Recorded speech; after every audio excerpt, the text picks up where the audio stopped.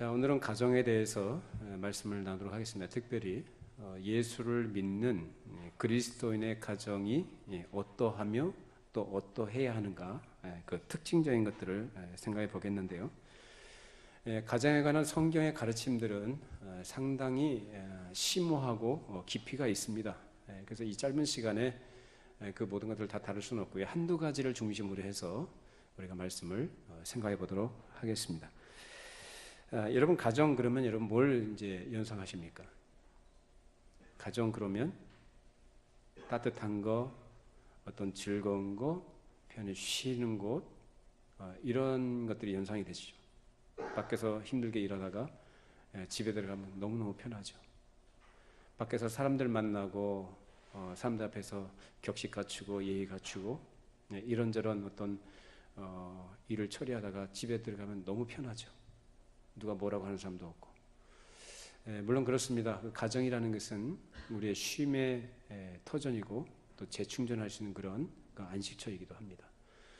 자, 그런데 오늘 성경이 가르치는 이 가정이라는 것은 그런 차원에서, 그렇게 얘기하는 것은 윤리 도덕적인 차원에서 가정을 이해하는 관점이고, 그렇다고 예수를 믿는 성도들의 가정 그래야만 안 된다는 게 아니라 성경이 가르치는 가정이 도대체 뭐냐, 어떤 특징을 갖고 있고 그렇게 돼야 되는가를 우리가 생각해 보자는 것입니다. 자, 먼저 디모데후서 1장 3절 5절 말씀 읽어보시죠. 내가 밤낮 간구하는 가운데 쉬지 않고 너를 생각하여 청결한 양심으로 조상적부터 섬겨오는 하나님께 감사하고 내 눈물을 생각하여 너 보기를 원함은 내 기쁨이 가득하게 하려 함이니 이는 내 속에 거짓이 없는 믿음이 있음을 생각함이라. 이 믿음은 먼저 내 외조모 로이스와 내 어머니 유니게 속에 있더니 내 속에도 있는 줄을 확신하노라 라고 되어 있습니다. 자, 가정은 기본적으로 혈통 관계로 맺어지고 사랑의 관계로 또 이루어지죠.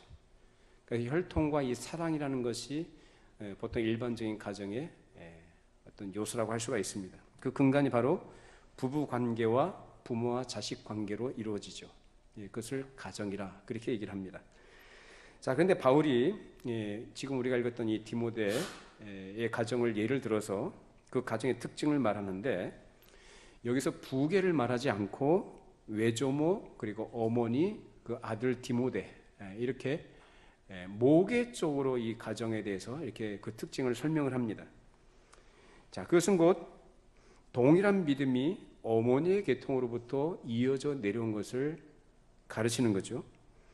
이렇게 동일한 믿음이 대를 이어서 내려가는 것은 가정 관계 속에서 어찌 보면 하나님 보시기에 가장 아름답고 또 사람이 될 수 있는 가장 복된 것이 아닌가, 이렇게 생각해 볼 수가 있습니다. 비록 할아버지나 아버지 계통이 아니라 해도 하나님 나라의 아름다운 모습이 그 신앙이 있던 할머니나 어머니 그리고 외손자에게 이어져 내려온 것입니다. 그래서 우리는 여기서 가정의 어떤 중요한 어떤 요소가 무엇인지를 생각해 볼 수가 있습니다. 가정은 기본적으로 혈통 관계로 이루어져 있지만 그리스도인의 가정은 어떤 특징을 갖고 있다는 걸까요? 믿음을 이어가는 의미를 갖고 있다는 것입니다. 자, 이와 관련해서 단순히 혈통만이 아니라 오히려 그 혈통을 뛰어넘는 어떤 그러한 복된 관계에 대해서 예수님께서도 말씀하신 부분이 있어요. 자, 마태복음 12장입니다. 46절 50절까지 예수께서 무리에게 말씀하실 때에 그의 어머니와 동생들이 예수께 말하려고 밖에 섰더니 한 사람이 예수께 여짜오되 보소서 당신의 어머니와 동생들이 당신께 말하려고 밖에 서 있나 하니 사람에게 대답하여 이르시되 누가 내 어머니이며 내 동생들이냐 하시고 손을 내밀어 제자들에게 어머니와 나의 동생들을 보라. 누구든지 하늘에 계신 내 아버지의 뜻대로 하는 자가 내 형제요 자매요 어머니니라 하시더라. 자, 예수님께서 말씀하시는 어머니, 모친 그리고 형제 자매, 어떤 개념인가요? 혈통 관계인가요? 그 혈통 관계를 뛰어넘는 거죠. 뭘 말씀하죠? 하늘에 계신 내 아버지의 뜻대로 행하는 자라야만 뭐라고 합니까? 내 어머니고 내 형제고 자매다, 내 동생들이다, 형제 관계다라는 것을 강조합니다. 무엇이 더 중요하다는 겁니까? 혈통이에요? 뭐예요? 신앙의 영역에 있어서의 문제입니다. 혈통 관계가 무시돼도 좋다는 얘기가 아니라 그것도 귀한 것이지만 그보다 더 뭐예요? 믿음의 영역에서 하늘에 계신 내 아버지, 하나님의 뜻을 알고 행하는 것이 그 가정의 특징이 된다는 거예요. 그것이 더 중요하다는 것을 강조하신 거죠. 자, 오늘 본문 에베소서 5장에서는 처음에는 일반적으로 성도가 어떤 생활을 해 나가야 되는가를 가르치는 내용들로 되어 있습니다. 우리가 다 읽지는 않았습니다만은 그 1절과 2절을 보시면 거기에 사랑에 대해서 얘기를 해요. 사랑이 근간이 되고 사랑이 기초가 되어져서 사랑에 의해서 너희들이 예수를 믿는 성도라면은 이러한 삶을 살아야 되고 모든 사람들과의 관계 속에서 어떻게 처신을 해야 되는가를 말씀하고 있는 내용들입니다. 그리고 뒤이어서 이어지는 말씀이 우리가 읽었던 내용으로 누구에 대해서 얘기하는 거예요? 남편과 아내에 대해서, 즉 부부관계에 대한 가르침으로 그것을 적용하도록 얘기를 합니다. 그러니까 앞에서 얘기한 거 따로 딱 끊어지고 우리가 읽었던 본문 부부는 이 부부관계에 대해서 이런 것만 얘기하는 것이 아니라 앞에서 읽었던 모든 더러운 것들 뭐 이런 것들 다 우리가 다 벗어버리고 새 사람이 됐으니까 어떻게 하라는 거예요? 서로 사랑 안에서 의와 거룩을 따르는 삶, 순결한 믿음의 길을 걸어가는 사람으로 살아야 된다는 걸 그런 취지로 얘기한 것이 앞서 있는 내용들이거든요. 그러니까 부부관계라는 것은 무엇의 연장선상에 있는 거냐? 일반적인 성도들에게 요구되는 성경의 가르침, 즉 사랑에 기초한 성경이 가르치는 사랑의 기초와 그 원리를 따라서 살아가면서 부부는 이루어야 된다는 걸 얘기한 거예요. 이해가 되시죠? 자, 22절, 25절까지 읽어보시죠. 아내들이여 자기 남편에게 복종하기를 주께 하듯 하라. 이는 남편이 아내의 머리됨이 그리스도께서 교회의 머리됨과 같음이니 그가 바로 몸의 구주시니라. 그러므로 교회가 그리스도에게 하듯 아내들도 자기 남편에게 복종할지니라.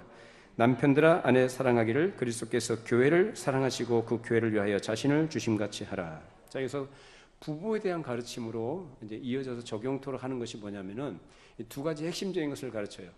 뭐죠? 하나는 사랑이고 하나는 복종입니다. 이것이 부부 관계에 있어서 핵심적인 요소입니다.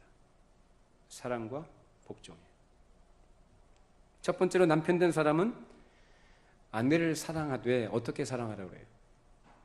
그리스도께서 교회를 위하여 자신을 내주심같이 사랑하라는 것이고, 둘째는 아내는 남편에 대해서 복종하되 어떻게 하라고 합니까? 주께 하듯 하라. 주께 복종하듯이 아내는 남편에게 복종하라고 가르칩니다. 이것이 성경이 가르치는 부부관계의 핵심 내용입니다. 자, 우리 예수를 믿는 신자들은 부부를 중심으로 하는 가정이 왜 존재하는가를 바르게 이해를 해야 됩니다. 흔히들 가정 그러면 아까 제가 서두에서 말씀드린 것처럼 어떤 의식을 갖고 있습니까? 가정은 행복해야 되고 편히 쉬는 곳이고 안락해야 되고 뭐 이런 것들을 다 얘기하잖아요. 근데 성경이 가르치는 가정은 그런 게 아니에요. 그래서 이것을 갖다 우리가 성경을 통해서 확인해 볼 필요가 있겠죠. 창세기를 한번 넘겨보십시다. 창세기 2장 18절 말씀. 여호와 하나님이 이르시되 사람이 혼자 사는 것이 좋지 아니하니 내가 그를 위하여 돕는 배필을 지으리라 하시니라. 자, 하나님께서 처음에 아담을 창조하시고 그 아담을 만드신 이후에 사람이 혼자 살아가니까 그것이 하나님 보시기에 좋지가 않았어요. 그래서 뭘 만드셨어요? 여자를 만드시는데 어떤 존재로요? 돕는 배필입니다. 여러분 이걸 유념하셔야 돼요. 가정이라는 것이 서로 즐기고 서로 쾌락을 나누고 서로 행복하고 이런 것이 초점에 가는 핵심이 아니고 하나님이 그걸 위해서 지으시지 않았다 그래요. 사람이 혼자 사는 것이 좋지 못하니까 그냥 혼자 있으니까 사람 노릇을 제대로 해요, 못해요? 못하는 거예요.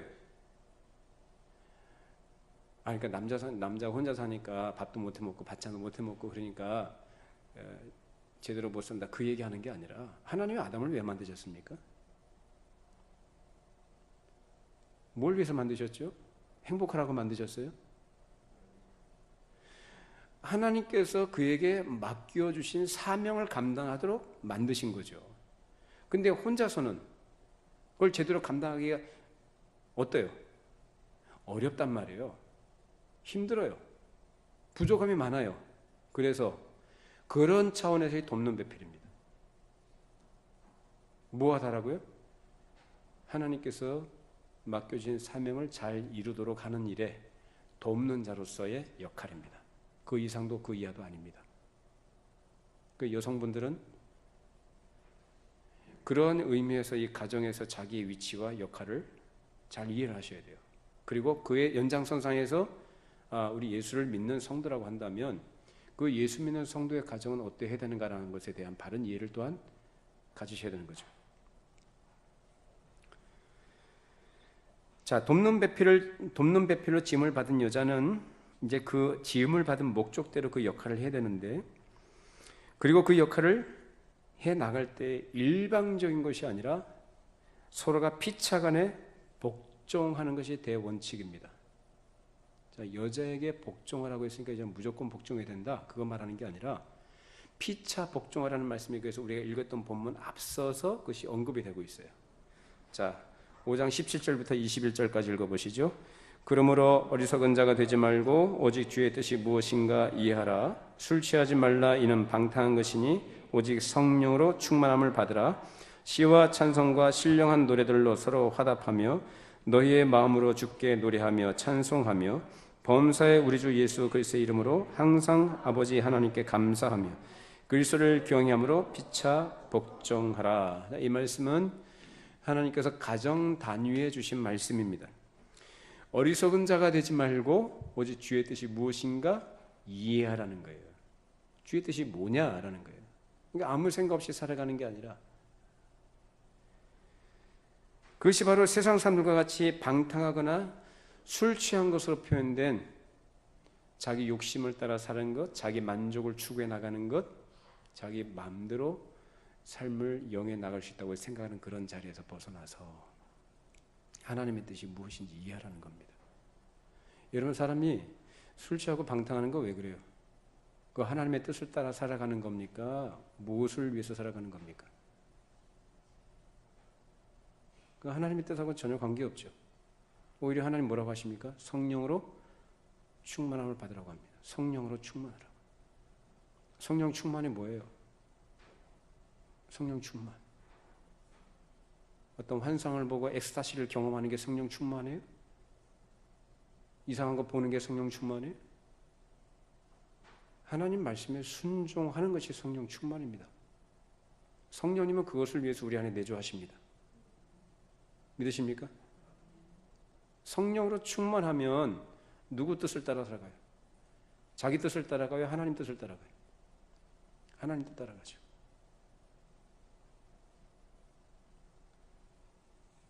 그래서 성령의 충만함으로 하나님이 하시는 모든 일에 감사하며 그리스도를 경외함으로 피차 복종하라고 합니다. 그것은 상명하복의 개념이 아니라 남편이나 아내 할 것 없이 어느 쪽이든지 상대방이 그리스도께 더 잘 복종하고 있다면 그에게 복종하라는 얘기입니다. 남편이든지 아내든지 둘 중에 한 사람이 누구한테 복종하면 그리스도께 더 잘 복종하는 사람이 그 사람이라면 그 상대는 그 사람에게 어떻게 하라는 거예요? 복종하라는 얘기예요. 피차 복종하라는 얘기가 바로 그 얘기입니다. 남편은 무조건 아내에게 복종하라, 그 얘기하는 거 아닙니다. 그래서 이 말씀을 어떤 가부장적인 어떤 틀 안에서 가진 사고로 이것을 해석하거나 적용해서는 안 됩니다. 성경 어디도 그런 식으로 말하지 않아요. 남편만이 선대서라는 말씀도 아니고 남편만이 절대 복종의 대상이라는 말씀이 아닙니다. 아내도 얼마든지 신앙에 앞서서 나간다면 남편은 누구 따라가야 돼요? 아내 따라가야죠.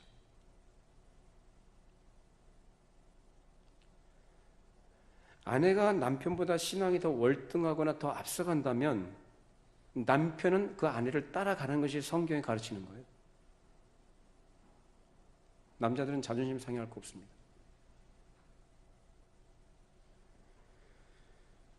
이 원리를 이어지는 말씀으로 22절부터 끝까지, 즉 33절까지 남편과 아내에게 적용되는 말씀으로 사도 바울이 권면하는 내용입니다.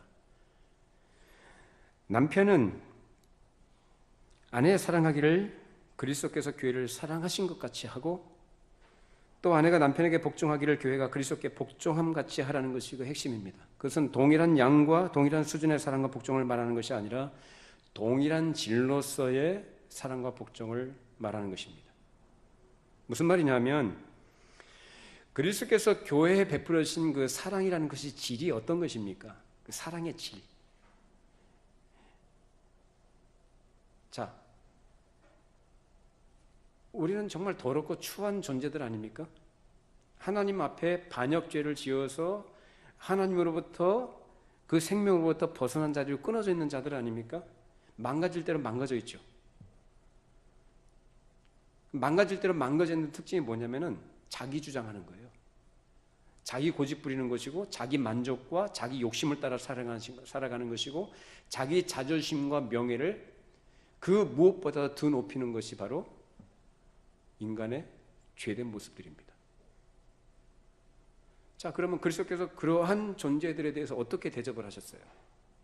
너 그렇게 더럽고 그렇게 추하고 도저히 가능성이 없으니까 폐기 처분해야 되겠다, 그러셨어요? 어떻게 하셨죠? 그 망가진 것을 어떻게 해요? 다시 새롭게 고치심으로써 그 존재의 의미를 따라 살아가도록 만드신 것입니다. 그것이 바로 그리스도의 사랑입니다. 남편들은 아내를 어떻게 하라고요? 그렇게 하라고요. 그것을 위해서 예수님은 자기 자신까지 기꺼이 포기하고 내려놓으시고 희생하셨다고요. 젊었을 때는 이뻤는데 애 낳고 나이 들고 하다 보니까 이제 젊은 나이가 아름다우니까 남자들이 딴 데 눈 돌려요? 그거는 예수 믿는 사람들은 그러서는 안 되죠. 예수 믿는 사람들은 그럴 수 없는 거죠. 그리스도께서 교회를 위하여 자신을 주심같이 사랑하라는 의미는 바로 그 예수님께서 우리에 대해서 베풀어 주신 그 질적인 사랑으로서 아내를 사랑하라는 얘기예요. 그 다시 말하면 그리스도 안에서, 주 안에서 사랑하라는 얘기입니다. 우리 남편 되신 분들은 그렇게 아내를 사랑하시기 바랍니다. 그게 자기에게 복입니다.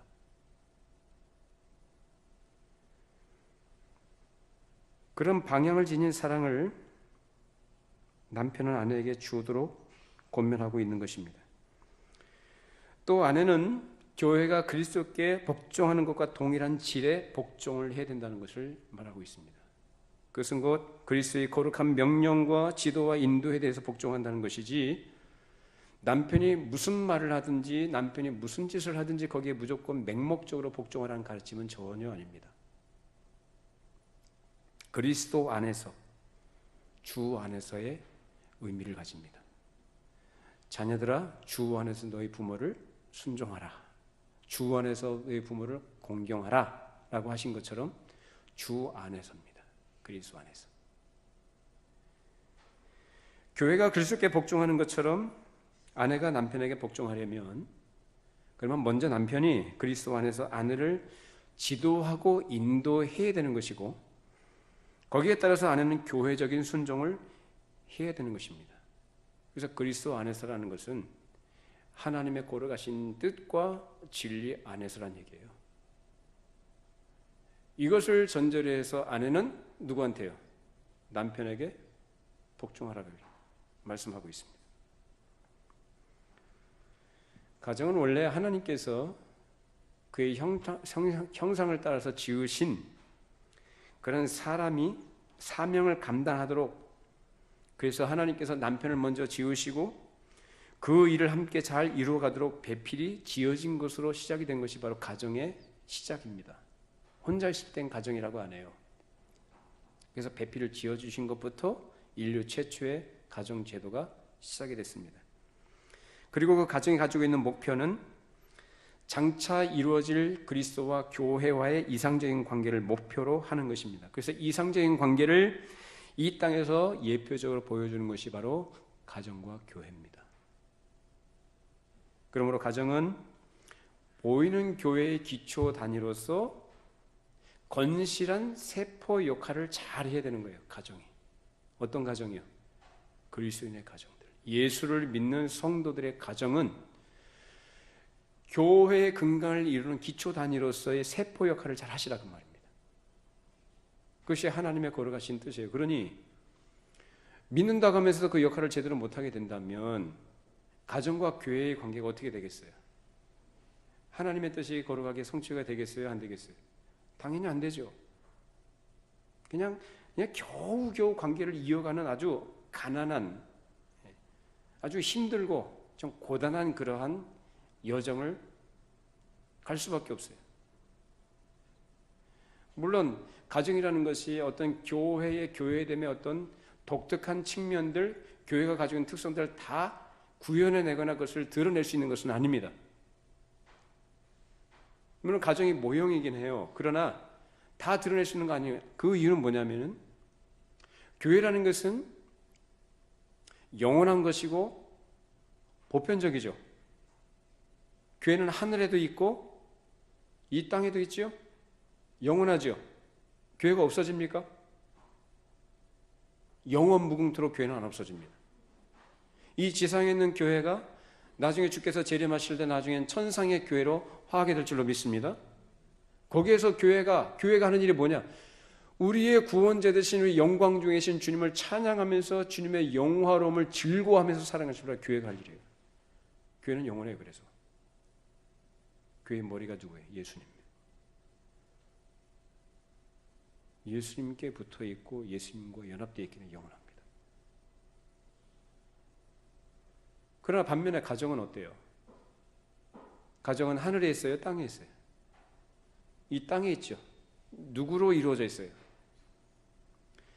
육체라는 몸을 가진 인간들로 이루어져 있습니다. 남편과 아내라는 남자와 여자의 어떤 연합으로 이루어진 것이 바로 그 가정이에요.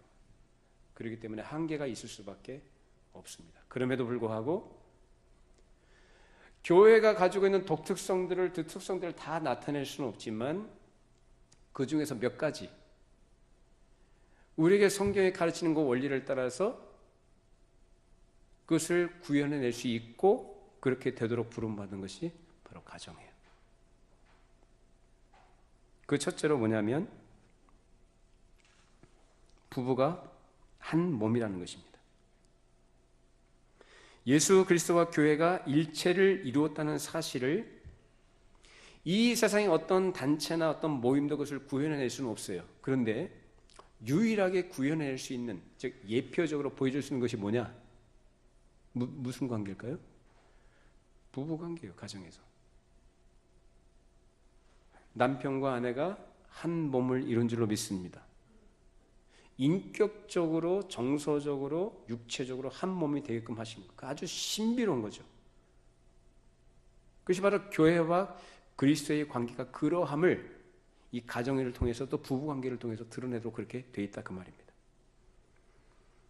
두 번째로는 부부간의 사랑과 순종의 관계인데 이 관계도 마찬가지로 이 세상 어떤 사람들보다도 가장 현저하게 드러낼 수 있는 것이 바로 이 가정입니다. 순종, 복종.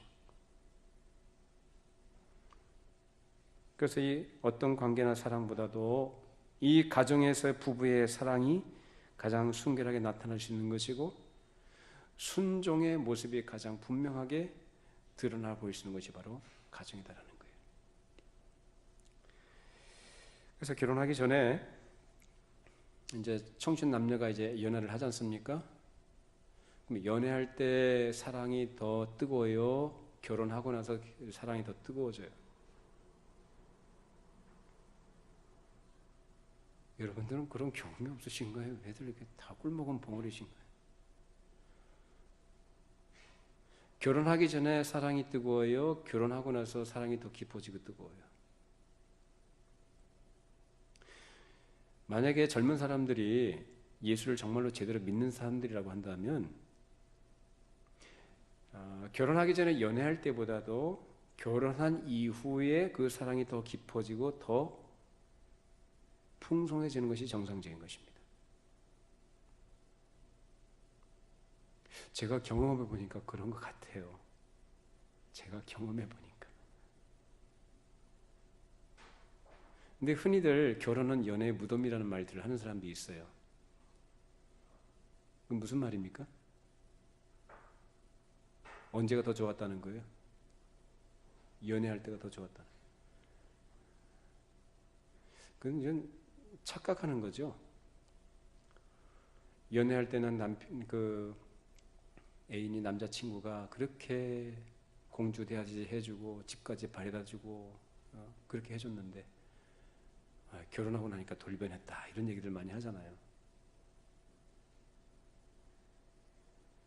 그 남자가 호르몬이 정상적으로 돌아와서 그런 거예요.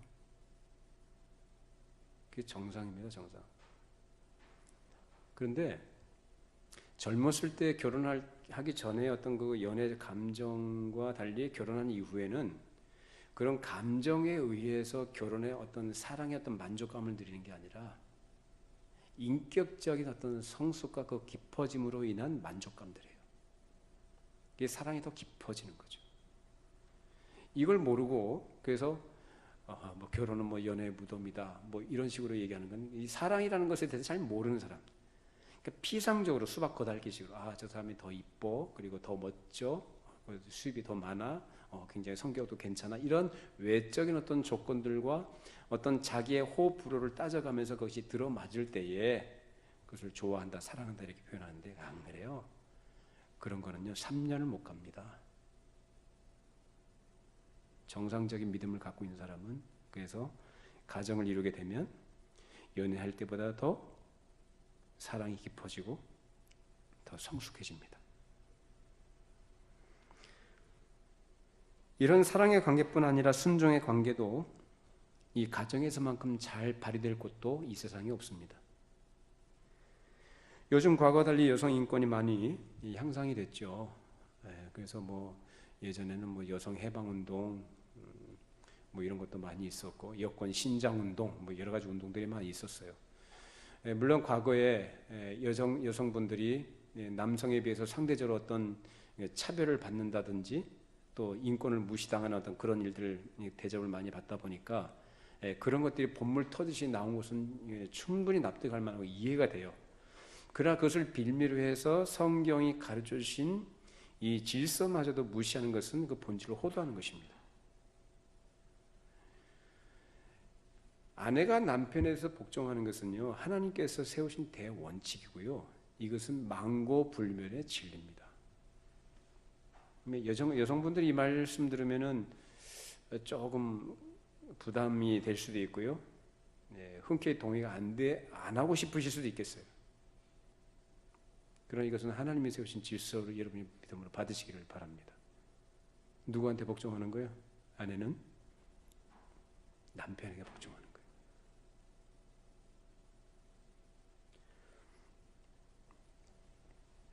서로 인격적으로 존중하고 배려하는 것이 부부관계에서 가장 중요한 근간을 이루는 것이고 성경의 원리를 따라서 사랑과 복종의 관계를 해나갈 때 그 가운데서 하나님께 주시는 은혜를 깊이 누릴 수 있게 됩니다. 결혼하기 전엔 각각 따로 떨어져 살았고 각각의 목표가 인생의 어떤 가치관의 목표가 다 다를 수 있어요. 그러나 이제 부부가 되어서 한 몸을 이루고 한 가정을 이루게 되면 이제는 각자 따로 떨어진 것이 아니라 서로 인격적으로 존중하고 동고동락하면서 이제 그것이 이제 일반적인 세상 가정에서의 어떤 상식적인 그런 얘기라고 한다면은 우리 예수를 믿는 성도들의 즉 그리스도인의 가정은 그보다 더한 그것을 뛰어넘는 뭔가가 우리에게 요구된다는 것을 기억하셔야 돼요. 뭐냐면 하나의 신앙과 사상으로 함께 가는 것입니다. 그리스도 안에 있다고 하면서도 각기 다른 신앙관과 사상을 가지고 살아간다면 그것은 굉장히 안 좋은 겁니다. 목표가 몇 개여야 돼요? 하나야 돼요. 길도 하나야 돼요. 그 길로 가야 되는 거예요. 예를 들면 저를 예로 들어 볼게요. 만약에 저는 성경에 충실한 이 개혁주의 신학과 그 노선을 지향하는 목사고, 저는 그것을 생명과 같이 여기는 사람이에요. 절대 가치입니다. 양보 안 합니다. 그런데 만약에 제 아내가 소위 말하는 어떤 번영신학이나 은사주의나 이런 뭐 행복주의의 어떤 그런 신앙관 내지는 어떤 사상에 어떤 몰입을 해서 그 길로 걸어간다면, 예수 안 믿는 건 아니에요. 믿는다고 해요. 그러면 어떻게 되겠어요? 참 어려운 겁니다. 그건 하나님께서 돕는 배필로서 만들어진 그 기능과 역할과 책임을 못하는 거예요. 자, 그러면 누가 누구한테 맞추냐의 문제가 생기겠죠. 하나의 목표인데 어떤 목표예요? 아내가 가진 목표예요? 남편이 가진 목표예요? 이런 경우에는 남편이 가지고 있는 목표에 아내가 어떻게 되는 거예요? 절대 복종하고 따라야죠. 왜? 남편이 무슨 노릇하고 있으니까. 교회의 머리 대신 그리스도적인 노릇을 제대로 하고 있으니까 거기에 아내는 교회적인 순종으로서의 복종을 해야 된다, 그 말입니다. 일치가 돼 따라가야 되는 거예요. 물론 모든 것이 다 똑같을 수는 없어요. 생각의 차이도 있을 수 있고 이해 관점이 다를 수는 있지만은, 그리고 그 수준에서 차이가 있을 수는 있어요. 그러나 뭐만은 같아야 될까요? 방향만은 같아야 돼요. 수준은 달라요. 조금의 차이는 있을 수 있어요. 그러나 뭐가 같아야 되는 거예요? 한 가지 목표를 향해서 가는 방향성만은 같아야 된다는 거예요. 그리스도인의 가정은 그래야 됩니다. 부부는. 저는 여러분의 가정이 그런 가정이 되기를 바랍니다. 그리스도 안에 있는 분들이라고 한다면 마땅히 성경이 가르치는 그 진리 안에서 우리에게 제시된 그 목표를 향해서 같이 가셔야 되고, 혹시라도 어느 한쪽이 믿지 않는 분이라고 한다면 그 영혼을 위해서 아픈 마음과 안타까움과 사랑하는 마음을 가지고 하나님께 은혜를 구하시고 기도하시기를 바랍니다. 그렇게 하는 것이 마땅한 돕는 배필로서 역할을 하시는 거예요. 또 만일 아내가 하나님 나라의 도리에 대해서 바른 이해와 그 깊이가 있다면 남편이 그것을 따라가야 됩니다. 왜냐하면 하나님께서 누구에게 은혜를 더 주시고 그 사람을 얼마든지 더 쓰실 수 있는 부분이 있기 때문에 그런 것이죠.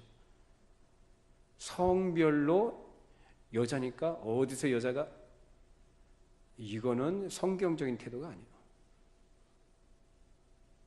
오히려 성경에서는요, 하나님께서 여자를 들어서 귀하게 쓰신 경우들도 있습니다. 예를 들면 사사기서 4장에 보면은 주번에는 안 나왔어요. 거기 나중에 찾아보세요. 여자 사사 드보라라는 여자가 나와요.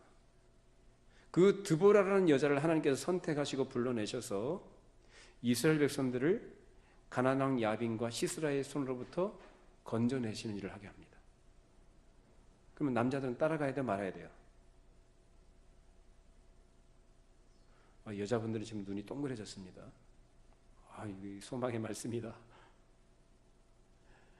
남자가 따라가야 돼, 말아야 돼요? 따라가야죠, 당연히. 그것을 남자라고 고집 부리는 거 아주 미련한 거예요. 그러나 하나님의 주권을 무시하는 거예요. 물론 그것이 항상 같은 건 아니겠습니다만은 하나님께서 그렇게 쓰실 경우에는 그걸 인정하고 그렇게 따라가는 것이 맞습니다. 오늘도 사도 바울이 아까 우리가 읽던 디모데후서 1장에서 디모데 가정에 대해서 언급했듯이 로이스, 외조모 로이스죠. 유니게 어머니입니다. 디모데 어머니. 로이스나 유니게 같은 훌륭한 신앙 인물도 남편이 분명 있었을 테지만 그 남편에 대한 언급이 성경에는 전혀 나오질 않아요. 유일하게 나오는 게 뭐냐면 디모데 아버지가 누구라고 나와요? 헬라인이라고 나와요. 이방인이에요. 그러면 디모데가 가지고 있는 신앙이라는 것이, 그 믿음이라는 것이 누구로부터 물려받은 건가요? 할머니와 어머니, 즉 모계를 통해서 물려받은 신앙이에요. 그 신앙을 디모데 누가 받았어요? 아들이 받은 거예요. 절대로 이것은 아버지니까 남자니까 그 사람부터 나와야 된다, 그런 거 없어요. 그 사람은 아닌 거예요. 헬라인이에요. 믿음이 없는 사람이에요. 아버지로부터 받을 수 있는 것이 없어요. 누구한테 받은 거예요? 어머니한테 받은 거예요. 할머니하고 어머니 통해서 믿음의 대를 이어가게 됩니다. 자, 그러면 만일 그 경우에 로이스나 유닉의 남편 되는 사람들이 따라가야 한다고 한다면은 누구를 따라가야 되겠어요? 로이스나 유닉의 남편들이 그런 불신앙 상태에 있는 사람들이라고 한다면 누구를 따라가야 돼요? 아내를 따라가죠, 당연히. 여자를 따라가야 되는 게 맞아요. 그러므로 하나님의 말씀에 바르게 있어서 그 빛을 비추려는 사람에게는 어두운 것이 그 앞에 서지 못하는 것이고 어두운 것이 리더하지 못하는 거예요. 오히려 어두운 것은 뒤로 물려가 흩어져 버리게 되어 있습니다. 하나 예를 들어 볼게요. 군대에서 어떤 지도자라고 한다면 뭐 계급이 뭐 소령이든 중령이든 간에 이제 지도자 아닙니까? 그 지도자라고 한다면 어떤 것이 지도자입니까? 계급이 높다고 지도자예요? 그 자리에 앉아 있다고 지도자예요? 아니죠. 그 밑에 자기 부하들 자기를 따르놓고 팔로워들을 어떻게 해야 되는 거예요? 안전하게 그들을 돌보고 보호하고 그들의 생명을 치는 뭐 책임지는 어떤 그런 역할을 잘 해줘야 될 거 아니겠어요? 그것이 바로 지도자라고 할 때 그 지도자는 잘 알아야 돼요. 뭘 알아야 되냐면은 어느 길로 가야만 안전하고 살 수 있는가를 알아야 되는 것이죠. 제가 얼마 전에 영화를 봤는데 그 지뢰 제거하는 그 영화예요. 근데 무서워요. 근데 만약에 지도자가 자기가 지뢰가 어디에 묻혀 있고 어디에 없다는, 그래서 안전한 그 지뢰가 없는 길을 안다고 한다면 그 길로 따라가면서 어떻게 됩니까? 병사들은 어떻게 해요? 그 길로 이끌어갈 수 있어야죠. 그 병사들은 그 누구를 따라가야 돼요? 그 지도자를 따라가면 살아요, 안 살아요? 살죠, 당연히.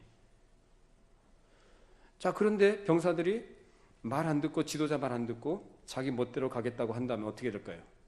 죽는 거죠. 다리 부러지든지 죽는 거죠. 자, 아내가 어느 길로 어디 길로 밟고 지나가야 안전한 걸 아니까 그 길로 갈 거 아니에요. 그러면은 남편은 어떻게 해요? 따라가야죠.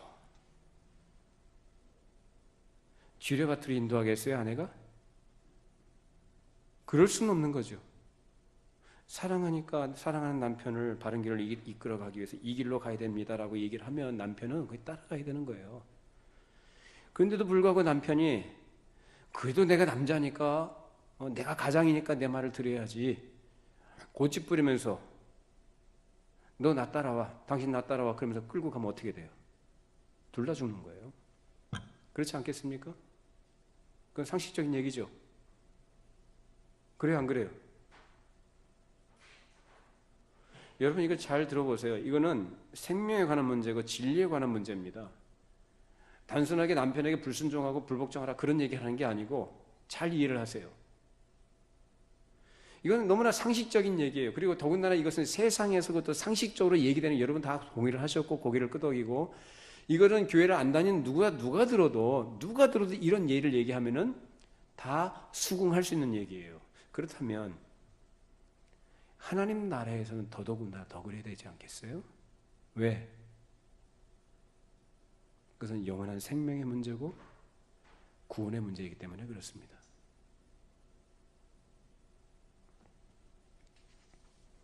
그러면 가정에서 아내가 남편에게 순종하는 것은 어떤 의미에서 순종인가? 다시 한번 정리하면서 말씀을 이제 마무리해 보도록 하겠습니다. 자, 에베소서 5장 22절 24절 아까 읽었던 부분인데 다시 한번 읽어보십니다. 아내들이여 자기 남편에게 복종하기를 주께 하듯 하라. 이는 남편이 아내의 머리됨이 그리스도께서 교회의 머리됨과 같음이니 그가 바로 몸의 구주시니라. 그러므로 교회가 그리스도에게 하듯 아내들도 범사에 자기 남편에게 복종할지니라. 남편한테 밥 해주지 말고 빨래 해주지 말고 뭐 이런 거 하지 말라는 얘기는 아닙니다. 그거 얘기하는 게 아니라 진리에 관한 하나의 문제예요. 진리에 관한 한. 아내의 남편에 대한 순종은 남편이 그리스도적인 머리 노릇을 할 때를 얘기합니다. 그것은 곧 하나님 나라의 믿음과 지혜에서 조금이라도 앞서 나갔을 때 얘기해요.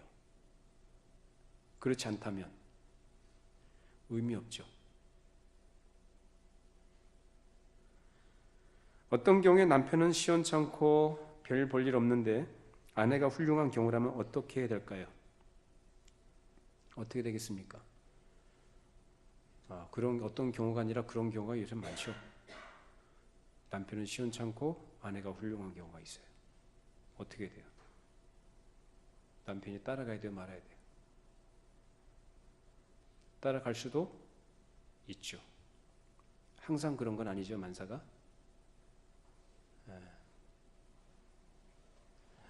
성경이 우리에게 가르치는 것은 하나님께서 가정의 어떤 지휘권, 어떤 지도권은 누구한테 주셨습니까? 기본적으로 남편에게 주셨어요. 남자에게 주셨어요. 이것은요, 애써 여기에 관계된 여성분들이 애써 부정하고 싶어도 부정할 수 없는 사실입니다. 그건 역사 속에서 그렇게 이어져 왔고, 그건 어쩔 수가 없어요. 하나님이 세우신 질서입니다. 남편이 가정의 가장이고 기본적으로 지휘권은 행사하게끔 되어 있습니다.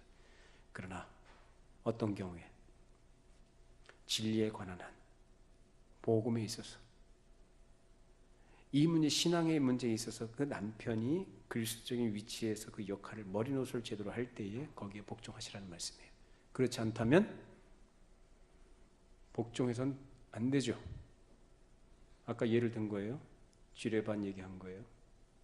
여러분 잘 주의해서 생각해 보세요. 판단 잘 하셔야 돼요. 남편이니까, 내가 사랑하니까, 남편 좋아하니까 따라가야지. 같이 죽는 거예요.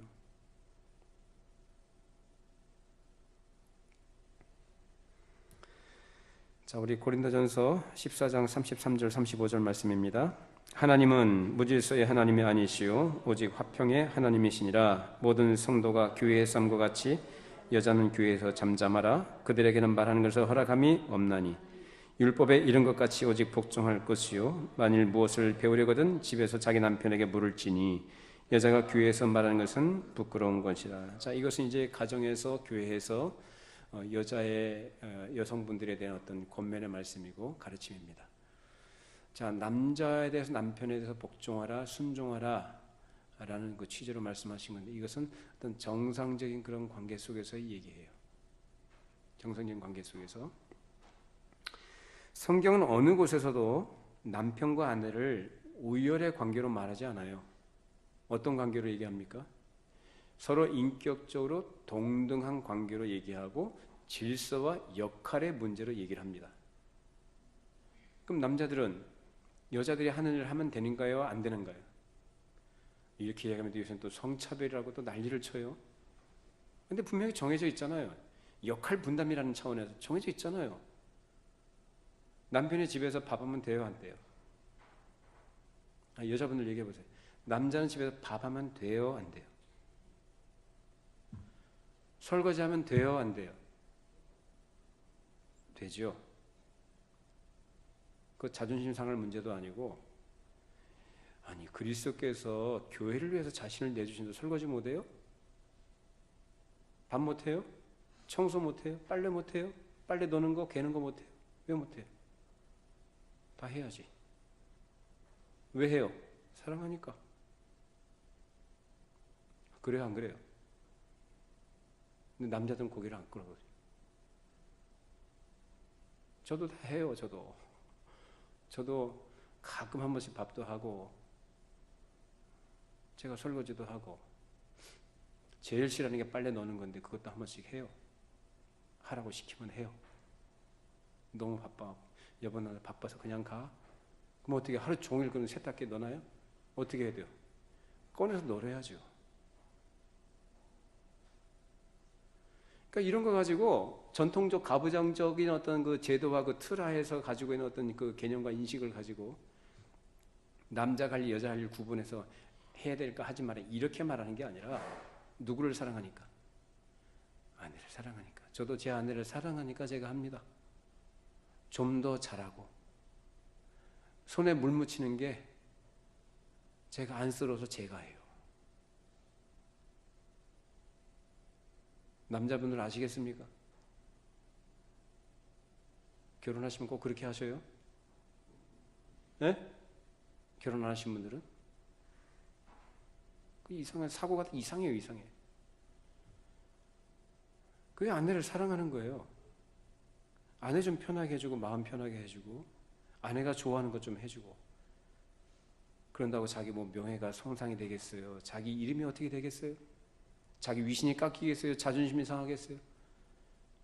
그렇게 생각하는 것이 어리석은 거죠.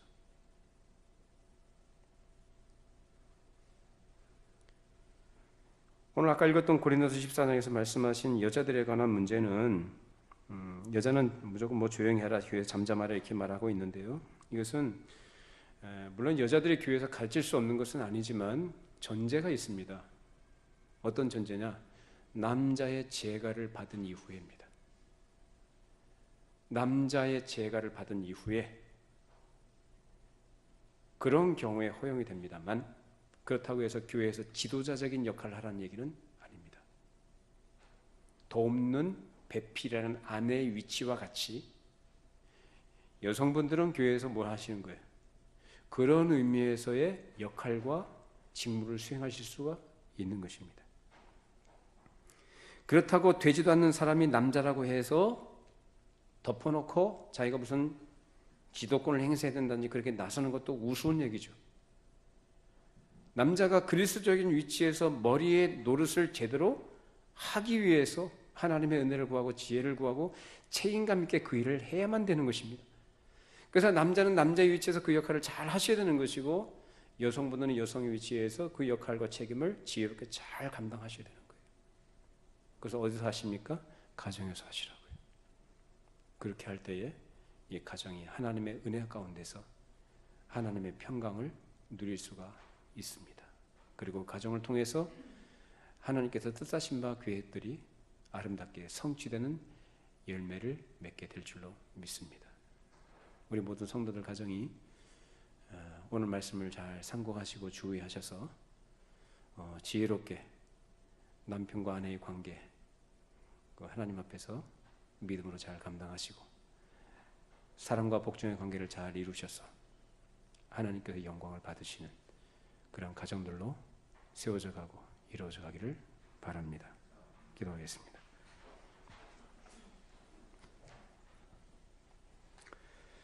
걸어가신 하나님 아버지, 오늘 그리스도인의 가정이라는 제목으로 말씀을 함께 나누었습니다. 우리 예수를 믿는 성도들의 가정이 어떠해야 되고 또 가정과 교회의 관계가 어떠한 것이며 남편과 아내라는 그 관계를 어떻게 우리가 이어가야 되는지 그 관계 속에서 어떻게 하나님의 선하신 뜻을 성취해야 되는지를 생각해 보았습니다.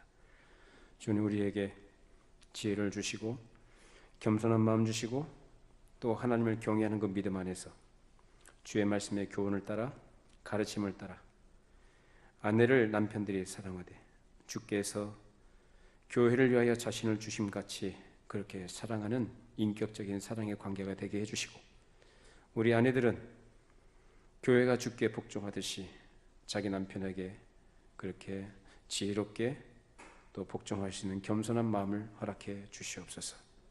참으로 하나님께서 허락하신 이 부부가 가정의 근간을 이룬 것을 늘 기억하고 진리 안에서 일치를 이루고 하나됨을 이뤄갈 수 있도록 그런 일에 하나님의 은혜를 구하게 하시고 동일한 믿음과 또 동일한 목표를 가지고 하나된 길을 함께 걸어갈 수 있는 그런 축복들을 또한 허락하여 주시옵소서. 하나님의 영광이 드러나는 가정들이 되기를 우리를 마음에 소원하며 말씀에 순종하는 길로 우리 모두가 나아가도록 성령으로 감화하여 주시고 성령으로 충만케 하여 주시옵소서. 예수님의 이름으로 기도하옵나이다. 아멘.